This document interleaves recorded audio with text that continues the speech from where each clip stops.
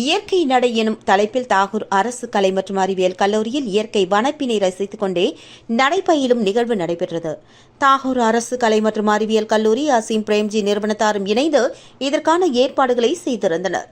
கல்லூரி முதல்வர் சசிகாந்த் தாஸ் இந்நிகழ்ச்சிக்கு தலைமை தாங்கி நடத்தினார். நிகழ்ச்சி காலை 10 மணிக்கு துவங்கி மதியம் 1 மணி வரை நடைபெற்றது. இதில் பாண்டிச்சேரி அரசு பள்ளி ஆசிரியர்கள் திரளானோர் கலந்து கொண்டனர்.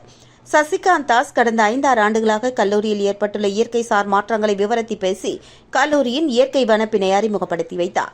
மேலும் கல்லூரியில் கடந்த 5 ஆண்டுகளாக எவ்வாறு மாணவர்கள் சேர்க்கை அதிகரித்துள்ளது என்பது குறித்து விளக்கி பேசினார்.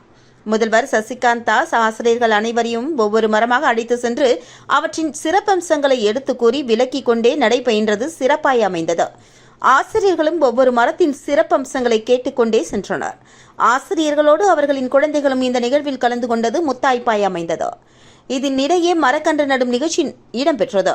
பாண்டிச்சேரி நகரின் நடுவே இப்படி ஒரு சிறு காடு உருவாகி இருப்பது ஆசிரியர்கள் பலருக்கும் ஆச்சரியத்தை அளித்துள்ளது. இயற்கை நடையின் நிறைவாக முதல்வர் சசிகாந்த் தாஸ் கடந்த 6 ஆண்டுகளாக கல்லூரி வளாகம் எத்தகைய பரிமாண வளர்ச்சி அடைந்துள்ளது என்பதை புகைப்படங்களுடன் விளக்கி பேசினார். நிறைவாக நிகழ்ச்சி குறித்து ஆசிரியர்கள் தங்களது கருத்துக்களை பகிர்ந்து கொண்டனர். இதில் ஆசிரியர்கள் பலரும் நிகழ்ச்சி பயனுள்ளதாக மனதிற்கு புத்துணர்ச்சி அளிப்பதாக இருப்பதாகவும் தெரிவித்தனர்.